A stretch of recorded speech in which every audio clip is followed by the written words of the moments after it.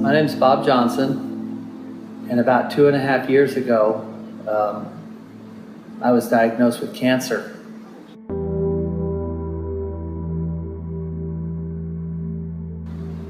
The doctor told me it was really nothing, a couple treatments and it would be gone. So he sent me to Las Vegas for surgery, and after 5 surgeries, the doctor said he couldn't help me, and they sent me to California to USC. After seeing the doctor at USC, he said that the cancer was not only in my bladder, but it was in my kidneys. The doctor told me he was going to try to save my kidney, and I proceeded to go into 8 weeks of chemo.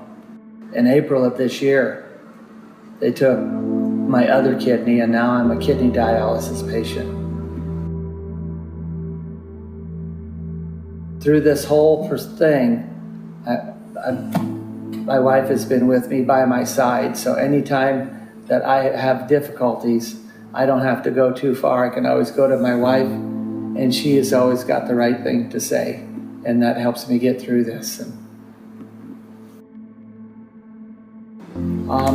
And as I was going through my surgeries and my difficulties, people from the church, there was one family in particular, on every holiday would say, "Hey, you know what? Are you guys doing anything?" And we'd say no. And it was, "Well, you need to come over to our house and be with us." And it was the last thing I wanted to do.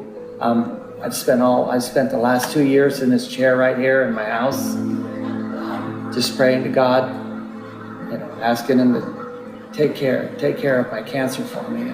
And I didn't want to go, but I went every time. And it was just exactly what I needed. I needed to be around Christian people.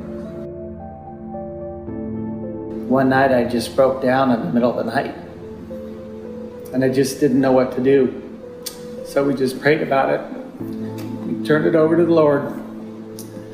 The hardest thing to do is have a good attitude when you don't know what tomorrow is going to bring. And I know that, God will take me when He's ready, but being positive through this whole thing is probably what's got me through it.